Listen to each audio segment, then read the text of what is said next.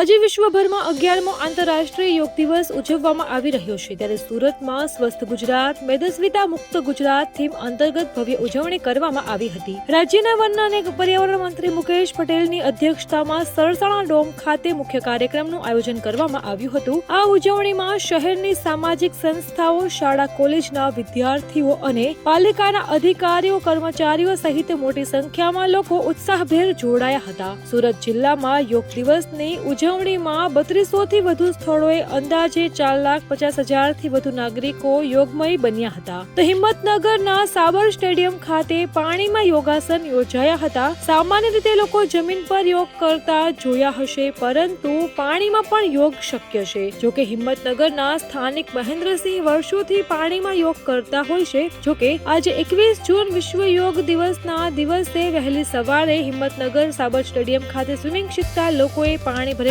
પુલમાં યોગ કરી લોકોનું ધ્યાન ખેંચ્યું હતું। બીજી તરફ વડોદરામાં કેન્દ્રીય જળશક્તિ મંત્રી CR પાટીલની ઉપસ્થિતિમાં યોગ દિવસની ઉજવણી કરવામાં આવી હતી। સમા સ્પોર્ટ્સ કોમ્પ્લેક્સ ખાતે વિશ્વ યોગ દિવસની ઉજવણી કરવામાં આવી હતી, જેમાં કેન્દ્રીય મંત્રી સાથે વિધાનસભાના મુખ્ય દંડક બાલકૃષ્ણ શુક્લ, મેયર પિંકીબેન સોની, વડોદરા શહેર ભાજપ પ્રમુખ, મ્યુનિસિપલ કમિશનર સહિતના પદાધિકારીઓ અને હોદ્દેદારો ઉપસ્થિત રહ્યા હતા। રાજકોટ જિલ્લા કક્ષાની ઉજવણી મલ્ટીપર્પઝ ઇન્ડોર હોલ ખાતે શાળા નંબર 94 ની બાજુમાં રાજ્યસભાના સાંસદ રામભાઈ મોકરિયાની હાજરીમાં કરવામાં આવી હતી, જ્યારે મનપાએ રેસકોર્સ સહિત 5 સ્થળોએ યોગ દિવસની ઉજવણી કરી હતી। આ કાર્યક્રમમાં રાજકોટ સહિત આસપાસના આવેલા વિસ્તારોમાંથી હજારોની સંખ્યામાં યોગ પ્રેમી નાગરિકો મોટી સંખ્યામાં જોડાયા હતા અને સ્વસ્થ તેમજ સુખી જીવનશૈલી માટે યોગના મહત્વને ઉજાગર કર્યું હતું। બીજી તરફ મનપા દ્વારા રાજકોટના રેસકોર્સ ગ્રાઉન્ડ સહિત 5 સ્થળોએ યોગા દિવસને લઈ અનેક કાર્યક્રમોનું આયોજન કરવામાં આવ્યું હતું, જેમાં રેસકોર્સ ગ્રાઉન્ડ ખાતે યોજાયેલ કાર્યક્રમમાં મનપાના પદાધિકારીઓ અને અધિકારીઓ હાજર રહ્યા હતા।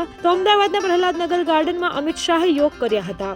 આ વખતે PM નરેન્દ્ર મોદી આંધ્રપ્રદેશના વિશાખાપટ્ટનમમાં રાષ્ટ્રીય કક્ષાનો યોગ કાર્યક્રમમાં હાજર રહ્યા હતા। તો આજે ભારતના રાષ્ટ્રપતિ દ્રૌપદી મુર્મુ દહેરાદૂનમાં આયોજિત યોગ દિવસ નિમિત્તના કાર્યક્રમમાં હાજર રહ્યા હતા। નોંધનીય છે કે હાલ તેઓ 3 દિવસના દહેરાદૂન પ્રવાસે છે। તો આંતરરાષ્ટ્રીય યોગ દિવસનો મુખ્ય હેતુ લોકોને યોગના શારીરિક, માનસિક અને આધ્યાત્મિક લાભો વિશે જાગૃત કરવાનો છે। યોગ શરીરને લવચિક અને મજબૂત બનાવે છે અને રોગપ્રતિકારક શક્તિ વધારે છે। તો તણાવ, ચિંતા જેવી માનસિક સમસ્યાઓ દૂર કરવામાં પણ મદદ કરે છે।